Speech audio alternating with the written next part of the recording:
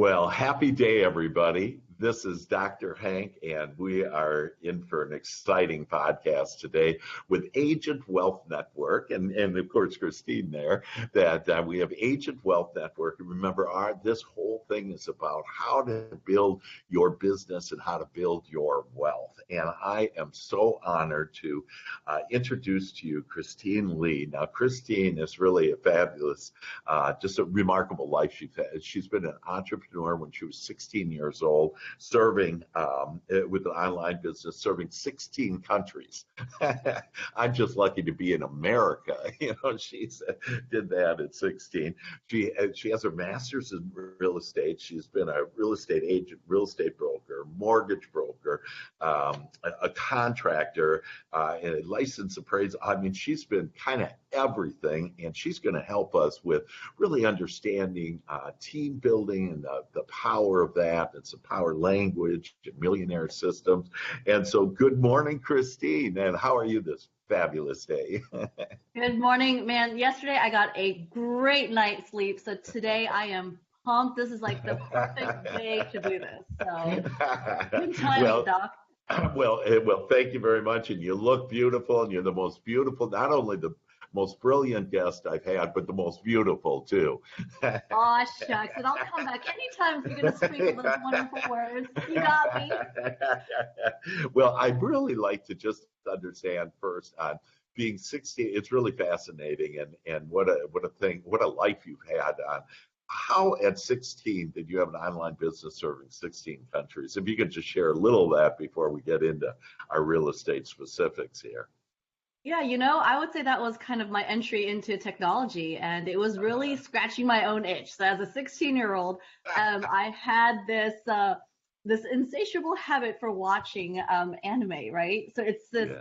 Then there's this world of online video distribution, and that's where I learned to have a web presence, and the community was international.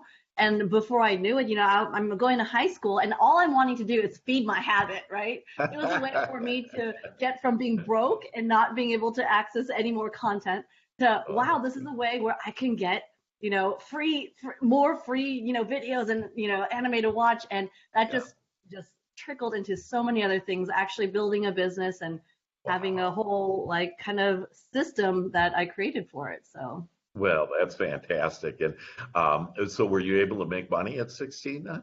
Yeah, no, I mean, I had my own credit card. I would literally have a car full of video, and the post office would send me out a big old cart, the ones where you can probably put 3 bodies in, right? And they'd be like, oh, there she is. And everything would just halt. And it was a lot of fun. Wow, that's great. I've heard about some successes of younger people, and they ended up earning more money than their parents just offhand. Did any fun things like that happen where people said, "Oh my gosh, you're making more than I am"? Well, it definitely segued into a lot of cool things, and I definitely put a good number of people to work. Well, that's beautiful and fantastic. And so, you're really a master at this, what you call team building blueprint. And I just love those words and the way that it is. And we've talked to people on this show before on the importance of team. And I remember what one comment was, if you don't get if you don't get an assistant, you become an assistant. And that kind of stuck with me. Boy, am I happy I have an assistant. I was thinking to myself, and hopefully other people, if they didn't have an assistant, would, say, yeah, I want that. But so tell us on how do you help us to build that blueprint and have this team building, and what's the benefit of it? Yeah, and the amazing thing is that you run into agents that get into production, and most at first, like you just mentioned, don't realize they're spending 50-60% of their time not selling real estate, right? So, another way to put it is, if you don't have a maid, you are the maid.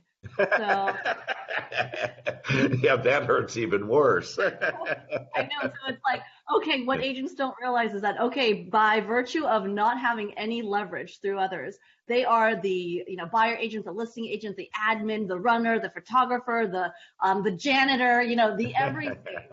And so it's how do you get out of that rat race? And so the next thing that happens just by default is people are like, oh, I need somebody, and they like stick a warm body, onto in their business, and Yeah. they think, then they call it a team, but is it really? And then a lot of pain and trials kind of come from that, and they're like, oh my gosh, I knew it, this was a horrible idea. They're gathering evidence and validation of why they should have kept all of that work to themselves. Yeah. And they can get stuck there. Yeah, and isn't it one of the phrases I've heard a lot is I have to do it myself, that the other person can't do it. And yeah, it's like, oh no, not that. And any comments about, is that kind of what happens with them, is that they just can't let go, and they have to have it this particular way and whatever? Yep, and I would say that is definitely a huge common thread amongst people that have a challenge in letting go and bringing somebody else on. And I want to kind of present something completely opposite of that, right? Oh, great. For me, when I look at it, is I play the not I game. Like, how am I going to get this done? Not I, like, no. And so it's the complete opposite. So then what does that, where does that put you mentally? It's like, okay, I want to get this done, but not I. And so what happens next? So then it's more of a who game, right? Who's going to do it? And if you don't feel comfortable with the who's that then you probably have the wrong who. And Yes. So to me, being joyful in what I'm doing is very important to me. I love that. Yeah, joyful. It's really, it's the answer to everything, as long as you're joyful. And one of the ways to be joyful is to do this not I game, and then who. Yeah, and to the degree, now I may be a little bit extreme on this. I'm like, my mentality is I refuse to do it. Like, I absolutely refuse to do it. And I am determined that it will get done. Right? It's not I refuse to do it and I'll just let it, slip through the cracks and drop the ball. It's I refuse to do it and it will get done in excellence. So then what needs to happen? Right? So then the natural thing is, well, it's not going to be me. It's not going to be like out of thin air. It's going to be somebody. Yeah. And so then you start the dialogue in your head and the journey of, okay, who is this person? And the process of getting the right who, making and finding the right talent, really, first of all, identifying who that person needs to be and being super clear about it. I think one of the biggest mistakes is that people like get caught onto the idea of having somebody, and they're like, oh yeah, okay, let me get somebody, but they never actually figured out like who it's going to be. So it's like building a house. And I think the word blueprint is very appropriate because of that, right? You're like, oh, I'm going to build a house. So you just like start shoveling dirt and like saying, okay, this is my foundation. And you just like slap some concrete on there. No, bad idea. Bad, right? You got to have the floor plan and like the vision of what you want to build. Same thing with your first hire. So you've got to be super clear on that. Yeah. So, a couple of things come to mind. First of all, it's this power of our thoughts on you being determined on, I'm not going to do it. You being determined, though, on a solution, and that is, I'm going to find somebody that does this, and it's going to be really great. The person's going to be great. It's going to be done great. So it's that mindset. And then can you give us an example of, like, maybe who would the first person be, and how do you think through that? I'm thinking probably like it's an assistant, and that, how do I think through that and really get clear on what I want? Absolutely. And that's a great question, because one of the biggest mistakes I see is that people have the wrong first hire. In more maybe out of convenience, maybe a little scarcity, people will toss an agent into the mix, right? Somebody else who's a producer of more mess. You're already producer of mess number one. You've won that trophy, and now you want somebody, in companion with you, creating more mess and no cleanup crew, right? Oh my gosh! So you got this ticker tape parade. You're like, yeah, mess, paperwork, chaos, all this other stuff that you're creating, and nobody to clean it up. So like the mess just keeps on piling, or it's either getting dropped, or it's one of you two that's like the worst people to do it anyways. And so the first role, to your point, is someone who is on the administrative side to complement your strength as someone who's in production, in sales, in business development. And so to have somebody strong there is very important. And this is the conversation that doesn't really get talked about, is when you're going for that administrative hire, I want to get very specific on the fact there are different types of administrative hires, different levels of talent I really want to articulate, because I have three categories that I like to talk about. One is the entry, right? They're the people that, they're a kind of closest thing to warm body, and they may be capable but no experience, and you're going to have to pour a lot of your time into it. Now, it happens that way because typically they are less expensive, right? You don't have to pay them as much. And so that seems attractive at first, but then you're still trading dollars for time, right? You're paying for that through your time, even though it's not actual check writing. And that does translate into check writing. And so when you have someone who's new talent, you have to know whether they can grow into something bigger. So there's new talent that may not know the business, but they may be, very capable and can take it to the next level. Like they have that capacity. Yes. And then there's new talent that just is gonna like stop at like halfway point, and that's about it. That's max. But people hire thinking that they can take it the next two levels and then bang their head up against the wall saying, why? I've reached my max, and not knowing that there could be a max, not knowing where that limit and threshold is, and hiring for the future, not for the now. Yes, and so that's the first level, but then and then there's the second level, and so I'm just gonna go to the other extreme. Someone who is experienced, capable, ready to take charge, like rip the roll out of your hand and say, "Get out of my way, I got this." Right? Yeah. That's like a match made in heaven, and of course, everybody would love that. To have that type of talent, obviously, it's more expensive, but it's worth it, right? It's an investment, right? Right. And if you have the right person, they will absolutely bust you through to the next level as quick as possible. But do you have a source to get these people then? Like is there a place you can go that has entry level, like kind of assigns that, or how do you get these people? Where do you attract them? Yeah. So there is some of the staple ones that I see that are the hottest ones right now. Going to be your good old Sphere referral network, right? People other business relationships, and especially the ones that are talent. I say birds of a feather flock together. So one talent can identify another talent, and they actually do a lot of the filtering work for you, right? Oh, right. You've experienced that before, right? Yeah, it's a fantastic opportunity. I actually can have the ability to measure talents of people. And so, again, it's another step on that, and it takes a little bit more. But there's actually 67 talents of mankind. And if you could be able to measure that and then know, which, I can, it saves so much time.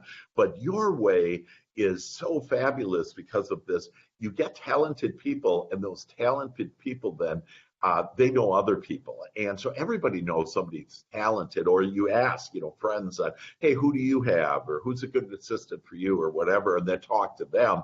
And that basically is what you're saying, is that sphere and just getting into those people. If you can't measure them with a diagnostic tool like I have, the way is to get to know them.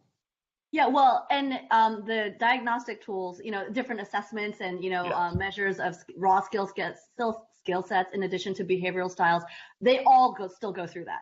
This is just the initial part of actually making the contact. So there's no exception. Everybody goes through a set of different assessments that at least I have as part of my process to identify both on what I call raw brain power as well as behavioral match. That's fantastic.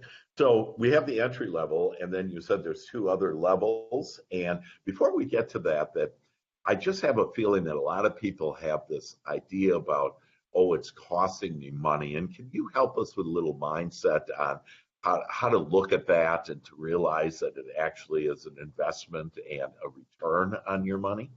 Absolutely. So number one, whoever you hire should give you 3 times return on whatever you are paying them, right? Wow. So when you look at how you're going to grow your business because this person is on your team, that's the math number that you're shooting for. So just point blank, and again, that's like a separate process, but knowing that that is a thing, I want to articulate that today. So by no means is this a charity project of saying, I just want to hire somebody and just break even, right? This is a money maker. You put $1 in, at least 3 or more is coming back out. So that means you do that all day long. Beautiful. If you have the right hire. Yeah. The next thing is that how's not having anybody, and you might even have somebody and you need the next somebody, right? But how's it working for you right now? How's it working for you to run around like a chicken with your head cut off and not have breathing room, not spend time with your family or friends, right? Yeah. And so not only is it an investment that's going to give you a positive return, but number two, there's a point where you just say mentally, I'm going to buy my freedom. Like it is, my time is worth a certain amount of dollars, and I will buy my freedom because that's going to enable me to not burn out and have a longer career that I enjoy and stay joyful about it. You know, Christine, you mentioned a couple keywords now again, and you already before mentioned joy and this idea of joy, but freedom. And really, those are two of the top reasons why we actually come here, is to experience more joy and more freedom. And so you're giving us some answers on how to practically do that to build a business and build an empire. Yeah, and and these practices, what's so cool is I talk to a lot of people, a lot of my clients, they have aspirations or they are in the middle of having multiple businesses, right? And so I just want to emphasize that this practice of finding talent and getting the right match for you is not just for a real estate team. It's for any business you can have. It's just over and over. That pattern is reusable wherever you go, whether you're selling shoes or you're selling widgets or you're building homes or doing flips or investments, whatever.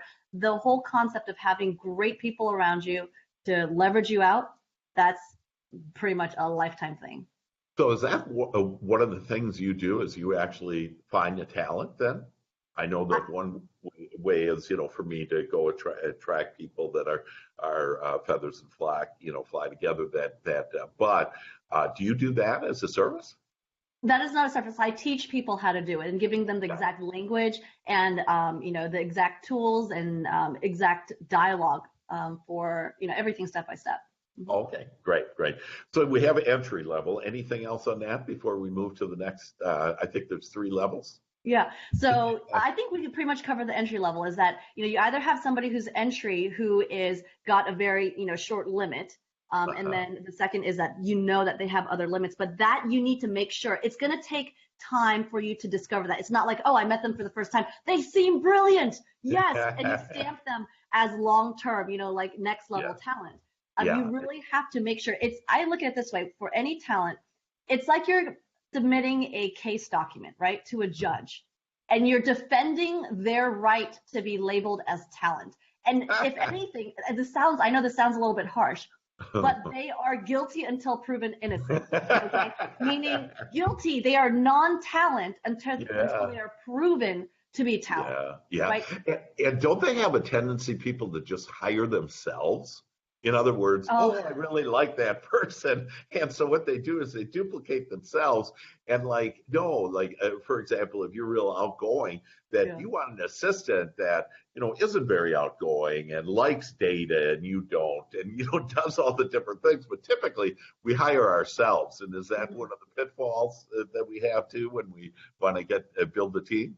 Yeah, especially if you're the rainmaker, the producer, the person in biz dev, you have a high energy profile. That's very typical. So then you're connecting with other people who are high energy, and you connect with them, but they're the exact opposite behavioral style that you need in your business.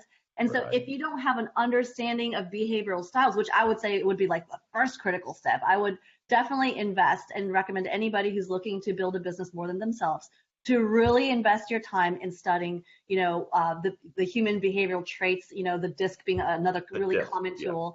And there's other great tools out there, but that's a great ABC of behavioral styles, but not just knowing it on a surface level, knowing it on an interaction level, like cross personalities, right?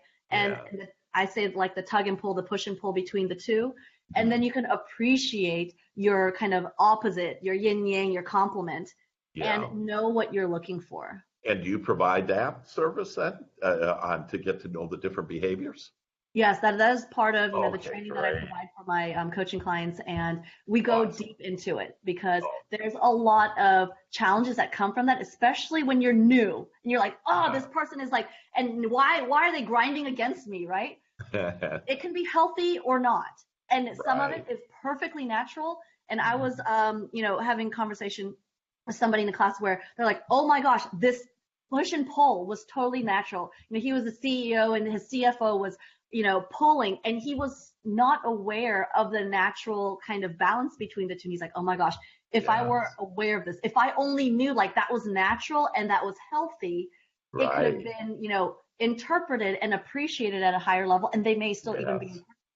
Exactly. Yeah. And could really be an asset, because typically you just want people that are what I guess maybe the opposite of who you are, which typically you wouldn't be hanging around them much, right? They wouldn't be, your friends. So we have that entry level. And then where do we go from there? All right. So it's just being cognizant of what type of talent. So there's no, I don't want to say there's a right or wrong. Certainly I have my personal preferences, but know that there are differences in your, hires. And so let's just go to the other end of the extreme, because the middle is the middle. But the other one is, the experience level of talent, because the middle is someone who's not green, has some experience, but not quite like at mastery level, right? So somebody who has absolutely all the tools and skills that you need to bust through and take it to the next level. There's very little teaching there, obviously the nuances of your business, but not how to be as that role, right? They got that down pat. They have a track record, a mile long, and they've done it over and over again. They're proven, all right? You get somebody like that, hold on to your seats. If you have the right person, thinking get out of their way, let them do their thing, right? Now you want to, in the beginning, you want to certainly keep tabs and, be in sync with them. But once they get past a certain point, woo, let them loose, you know? And so if you have that type of talent, and again, being cognizant of what category you want. If you know you want that, then you're not going to settle for anything less. And when you go to whether it's your strategic alliance, folks that you have other business relationships with, your language will be very clear. I'm looking for somebody who has a high level experience in being a CFO, project management, executive assistant, and they are like the cream of the crop, right? They are at the top of their game, and they just make stuff happen. And they're like a cut above the rest. That is the type of talent I'm looking for. And you're like very much passionate about that when you're sharing your needs for talent. That's great. Yeah, being clear of what you want, and then being able to share that clarity. And so particularly in real estate, so let's say I'm a real estate agent, that what are the main positions then that you would help me hire for? All right. So the flow will, if you're coming from a place of being a single agent, the first hire will definitely be someone administrative, right? And that administrative person will then take all the paperwork off your plate, whether it has to do with listings or marketing, right? And then as you continue to grow and you're able to take on 2, 3, 4 times the business as you used to, since you don't have to worry about all the mess, then the next hire will also be another administrative assistant, right? Because you're going to fill them up. And if you're really working it right, then they're going to have a lot on their plates. Then one really kind of hones into being a transaction coordinator. And that person is a lot more detail oriented and compliant in nature, more so than somebody who might be more on the marketing side, and managing your sellers, or, has a little bit more of that I characteristic in the disc.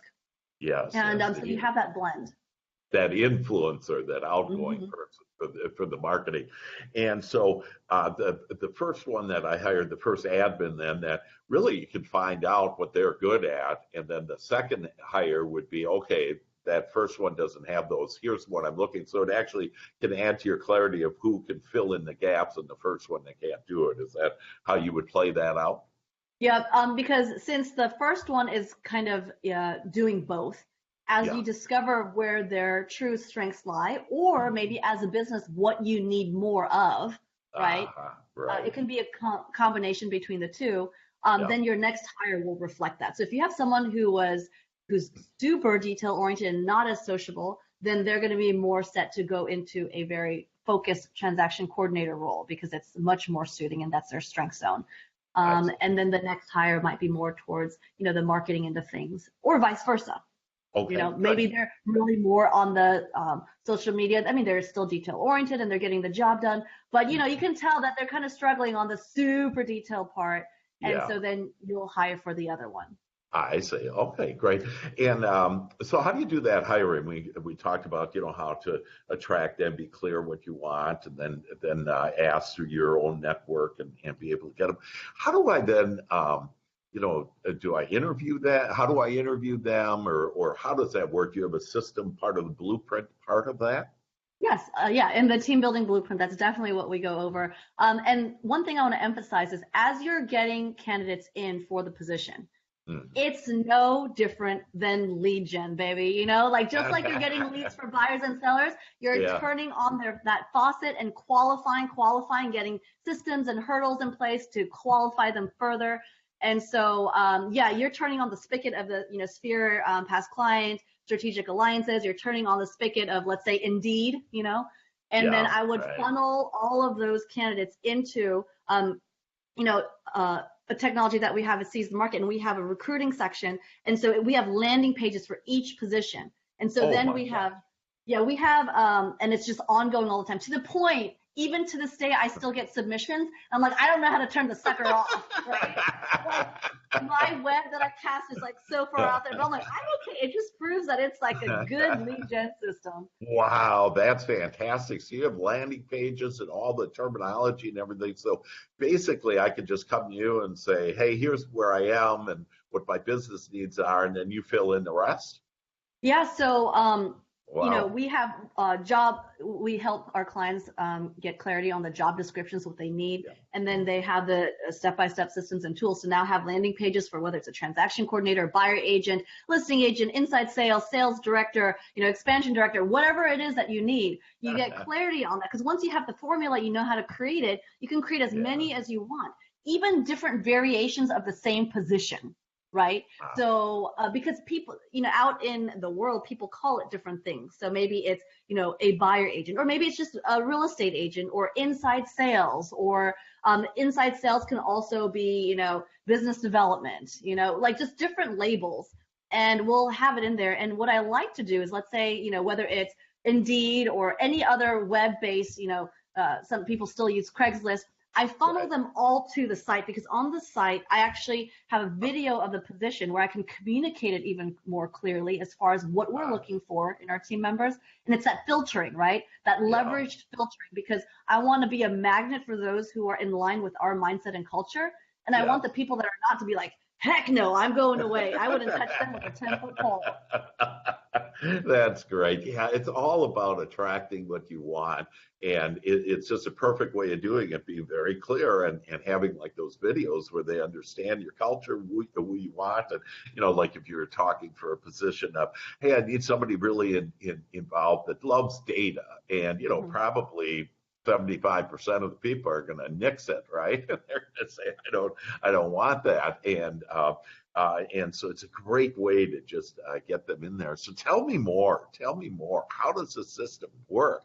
So, and I want to make another point too. I funnel everybody to this webpage so that, number one, we can stand out too. So you got to look at it from both ways, right? We're obviously looking at who's going to stand out from who we're going to hire standpoint, but that candidate, if they're a serious candidate and they're looking for a position, they're also pouring through like a bajillion resumes. I mean, a job position. Yeah. Right. And so as a team, as a company, how are you going to be different to the right talent that you want to connect with? Because there could certainly be a scenario where you have excellent talent that would be a perfect fit, but you could become one of 1,000 job positions they look at, and you didn't stand out. Exactly. Yeah. In fact, there's really a shortage of talent in the labor pool now. And to be able to, first of all, find that talent, and you're doing that with your diagnostic tools and everything once you do, but to attract that talent, and basically what you're saying, hey, you get to where you stand out and you're taking these limited resources and able to build your team with the most talented people in America. Yep. So we have, so check out our funnel, wherever it is, whether it's a Sphere and you're sending out an email blast with a link, or you're going to Craigslist or Indeed or any of the other job, monster.com, what have you. I'm always putting our link on there, and that is the direction that they have to take. Right. The next step is this. And I'll literally even do like arrow, like where you point to it. So it's like, if you miss this, we got other issues. We don't want you to hit the arrow then. We don't want you to hit that link. Yeah. Oh, that's great. And so really what you're doing is you're starting to, as you go through the process, you're starting to actually qualify the candidates. Oh, yeah. The qualification starts from like day step one. Yes, yeah, fantastic. Tell me more. Tell me more. And then you mentioned, the different assessment tools. So as part of our job description at the bottom, right, it'll be, okay, here's your next step, right? There's always a next step. So then Sure. it is to take the assessment. And so if Wow. they don't take the assessment, we don't even look at them, right? Right. Because number one, they can't even follow directions. Right. Number two, we're not making a hire without it. And Right. so And that is, computer wise too, to know mhm, that at least they know the computer and how to do it. I assume it's online, the assessment tool yep. that you use. And what do you measure in the assessment? And do you have a job benchmark that you compare it to, or how does that work? Well, internally from our team, knowing and understanding the disc, because everybody on my team, whether you're in staff or sales, Uh-huh. support, all have an awareness of the disc, and that's actually part of our language. It'll come Yeah, out very right, naturally. Oh yeah, there's such right, a high D or a high C. Or, oh, right, there's your eye right. hanging out. Yeah, There's your whatever showing up. So sure. we know internally what we're looking for as far as Mhm. the range. Yeah, What's got it, acceptable. And of got it, course, got it. this is only, a third of the weight of the process. All the Right, other evidence will override when needed. right, Um, right. but yeah, as when it comes in, then the disc is actually when they take it, it's integrated into our system. So then it shows up as a recruit alert, recruit lead alert, and then we have automated action plans that are triggered to send out certain drips, and send things out for it. So. Wow, that's fabulous. And just to make sure that our audience understands that the disc is D is for driver, I Mhm. is for influencer, S is for steady, and C is for conscientious. And that conscientious is that kind of data facts where the I Mhm. is this influencer because you had mentioned like, yeah, that D, and and so for people to realize, yeah, D is this driver, and we all know, we all have people that are like that. So that's fabulous. So you get to understand, and it's really in your culture, and that way we can understand each other, and not, it really goes deeper than this isn't an employee. This isn't a person, and we want to honor these people and not judge them. And by having this better understanding of people, that it really lets go of the judgment, and you start allowing people to be who they are.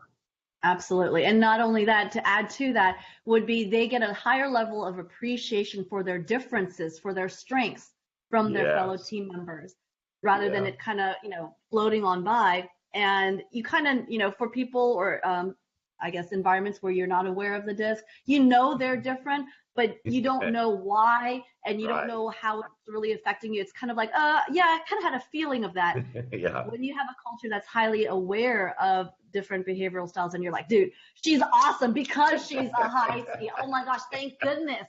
It doesn't have to be me, right? Like there's this whole nother level of, joyful Yeah. acceptance, on who they are. Right, right. And then the other thing is, it really puts you at another level too in the candidate's eyes, because they're looking at this as, wow, you really are serious about this, and you have diagnostic tools in order to measure this. So it stands you out from most others, because most others don't invest that time and have that understanding to really get quality people and to match the job with the person. Because if you don't understand what the job is, and you were talking about, you have job descriptions, that's so critical, because when you understand your job, that a person coming in, they read the job description and again understand what's required of them, and it's either for them or it's not, and they'll be clear about that. So it's good for everybody. It's not only good for you and your organization, but it's good for the people that are that you're hiring or recruiting.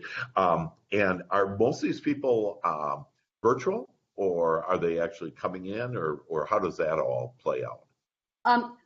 Most of them are physical, and again, I'll answer that in the context of the real estate Okay, team. They're going to sure. be, on site, but depending on the role, right?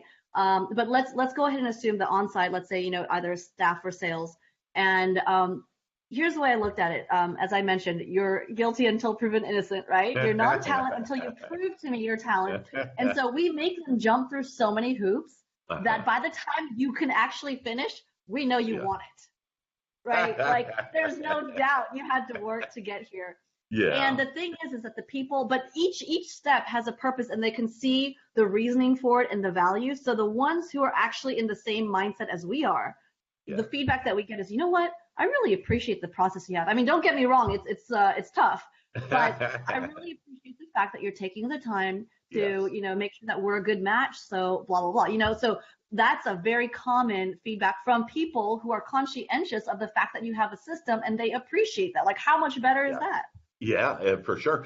And I'm assuming that we're attracting primarily millennials. Is that an accurate statement? No, mixed bag. Mixed bag. Okay, yeah, because there's different needs, and so like for example with millennials, it's not just about the money, and it's about that culture, and it's about you caring and taking the time, and so and all of us like that, but it is a little bit different there. It's just not, hey, this is a job and doing it, that they want to have flexible hours and these different things as far as millennials are concerned. Of course, they're the growing population where we're going to be stuck with whether we want it or not. We're going to have these millennials to do it, and they're great as long as you understand them too. And so is there a little about that too, to understand kind of the generation and the changes in these generations? That's a great point. And yes, having the proper filters will make sure no matter what generation they are, and let's use millennials, right? Sure. One of the common things that we hear about, these millennials, they don't know how to work, like they want something for nothing, right? Right. Well, I promise you, this process will weed those millennials out in a heartbeat. They will be running from the process like no other, which is great, which is exactly what I want. And then the millennials that are around that like talking about their hopes, dreams, and goals, that like actually having a plan to get to get to where they want to be as efficiently as possible, and they see the roadmap, they're like, dang, this totally makes sense, right? Those millennials are a thing. Yeah. See, and that's just great, and that's where, and for some of those that read the articles on millennials don't work or lazy or whatever. I mean, that isn't true. There is a percentage of millennials, and like you say, you weed out the ones that you don't want for your business, and there's a place for them too, but it's just not with our business and what we want. And so tell me more. Tell me more on where you go, because I don't know, it's just so fascinating. You have it all just down with these pages and everything. And so what's the next step then at, the hiring on then, boarding? Right. So, as you go through the interview process though, and I'll just kind of tap into this, even though there's a lot more to it, at least kind of give you a flavor. When you're interviewing and they take the assessment, right? So they already jumped through like 2 or 3 hoops by this time, from the first look at the job post, right?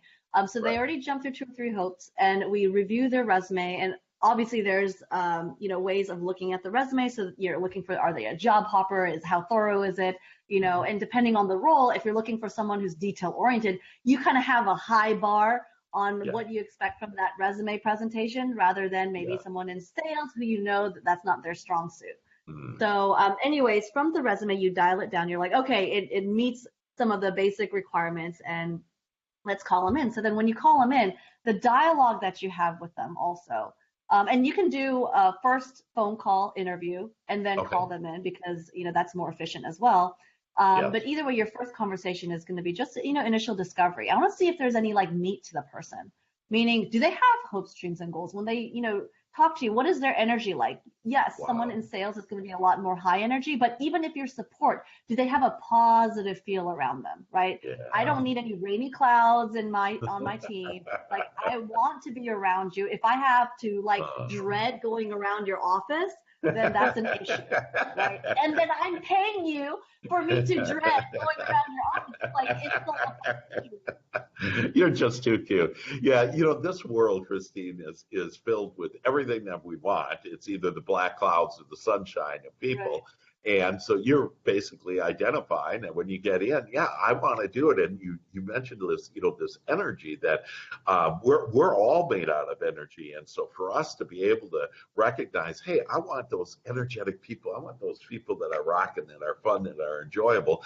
Now, at the same time, like a C conscientious won't necessarily be real outgoing like that, but they'll still have that good tone, if you will, to them, energy level. And so it may not be, rock and roll, dancing energy, but it'll be that good positive energy that's more subtle, but still it's that diversity and that contrast that you do want with your team. So great. So you do these interviews. Yep. And I want to add to that, because as I start out, one of the first things is really getting clarity on what type of team that you want, kind of the setting, environment, and the culture. And even if you don't know, it's like take time to do that, because in my head, I want a work family that I enjoy being around, that I look forward to seeing. And if anything is outside of that, then I can detect it very clearly, because I'm so clear on the type of setting, the feel, almost like smell, touch, feel, So I would say invest, I don't know, 5, 10, 20 minutes to get clarity on that from the get-go before you even start thinking about, adding somebody to your business. Yeah, and the word that I love that you use there is family. I just love that. And that, some people have families that are fairly dysfunctional. And so it's not a good word. But we're on, this family where we really care about each other. So whether you've had that experience or not, to be clear, that's the family that we want, where, everybody's pulling together and enjoying each other's company and building this. It's just not an empire for the business, but for each one of us, for each one team members in there. So love family. Okay, go ahead. All right. Okay, so so you're trying to check out whether they got some meat to their on their bones, right? In terms of hopes, dreams, and goals. Do they, actually want to go somewhere, or are they just like, I want to be here for like the rest of my life and I'm okay, and they're going to be a stick in the mud for everything, right? And so as I get into dialogue about them, you'll, just ask the questions, whether it's, hey, what are your top 3 strengths, top 3 areas of improvement? What are your hopes, dreams, and goals? That type of conversation. Hey, what needs to happen in the next 12 months for you to be like super excited, 10 out of 10, you're smiling from ear to ear. What needs to happen? Paint me a picture with your words. And here's the thing. It will happen if you say it. It won't if you don't. Go for it. Paint me a picture, right? And so I really want them to like let loose and see what's all in their head. And so as I'm just kind of diligently paying attention, taking notes, and seeing what they're saying, how they're saying it, how self-aware they are. Their language will show you if they're on the positive side, like optimistic, solution-oriented, or if they're like, they're at fault here, or this didn't happen, or, like somehow if you let them talk enough, they will tell you who they are.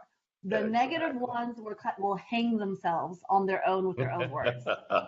You bet. And what happens there, that's a law of attraction on. If I think negative things, it's a bad world, a tough world, whatever. What happens is you start attracting more ideas and more circumstances and situations that are that way. And so thus, when they walk in, they can't fake it, if you will. In that interview, as you get into the, hey, what are your hopes and dreams? And when they start having conversation, you'll know whether or not they went in that green slimy pit or if they went up into that heavenly sunny place, and where they are, and those are the ones that you want. And like you say, you can pick that up right away. You can't fake it. That's exactly right. Like if you ask enough open-ended question and you do maybe 10% of the talking, they do 90, they will show up, on some level. Even if they're doing their best to fake it, if you let them go at it long enough, pieces of them will show up, even the parts that they're wanting to hide. And I just want to chuckle with this, with you on this one. It just cracks me up. I don't love hearing it, but it cracks me up when I ask somebody, so what are your areas of improvement? And they seriously cannot think of anything. And I am floored every time. I'm like, there can't be that many people who are that unaware or really think that they have no room for improvement. But you will be shocked. It's just hilarious when it happens inside your head. You're like, are they for real? But that's some of the things that you'll see. How self-aware are they? And even as they present it to you, how positive are they about it, right? Are they too optimistic, not, or not enough, or right balance? Those are the things that you're reading into. And again, it's just, once you understand it's very logical, but it's happening all around you during your interview. Yep. We just have a few minutes left, and so I do want to cover a couple other topics. But what other high points are there on your team building blueprint that we should be aware of, and that you can provide and offer to us? And by the way, to get to you is Christine at seizethemarket.com.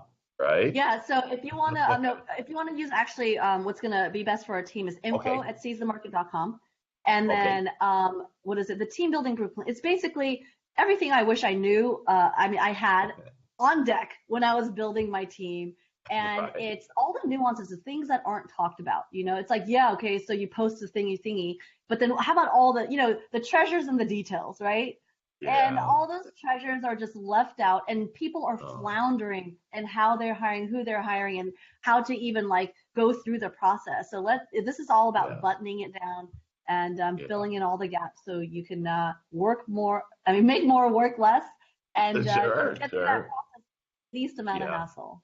And I love this idea about more time and more money, and this is also the freedom that we can experience, and that can also bring joy. Um, that so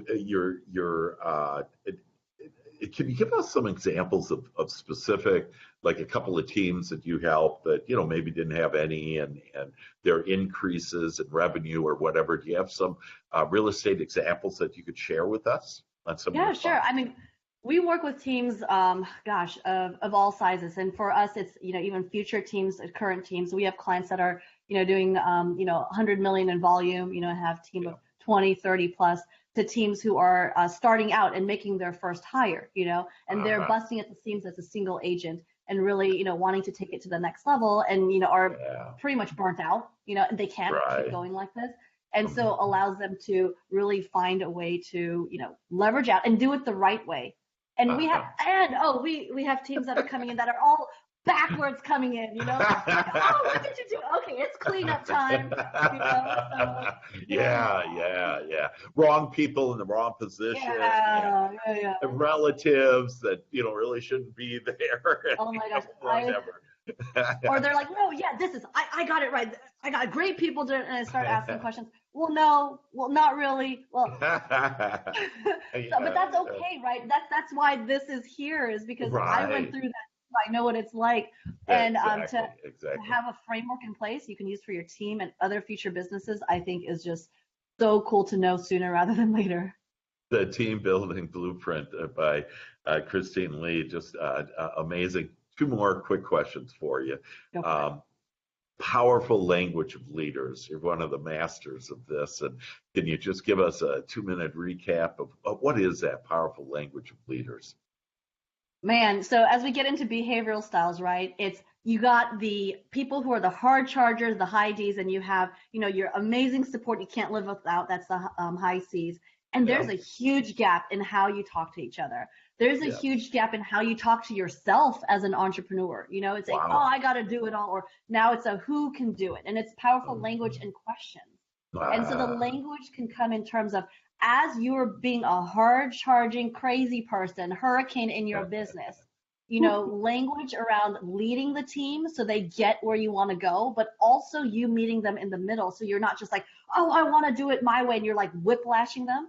There's yeah. actual specific ways of being with your team and the ways that you can speak to them, speak to Mm, their language, where yeah. you don't have to freak them out. Okay. If you're turning some Yeah, sharp corner every time you come back from a conference or have an idea, it yeah. wears on your team, and there's collateral damage that you can't even begin to count, and you actually find out about it way later. So Yes, what yeah. is the language behind being able to patch maybe some damage already done to the team through Mm, having powerful conversations of discovery? Even yeah. something as simple as, tell me more about what you think about this. What is your experience with this, right? Yes, What, yeah. how would you rate your experience with your success in your role? Like, you'd be surprised at the honesty that comes from that. And Uh, then the next conversations you can have, it's like, people don't ask like the point blank questions that can lead to clarity on how you can make it better. Like, did yeah. you know that they were at a 4 out of 10 in terms of satisfaction in this part of their role? Did you Right, ask? And so right. the language of leadership is really about closing the gap between you and your team members. Because when it's just you, it's like you. You're the me monster, me, myself, and I.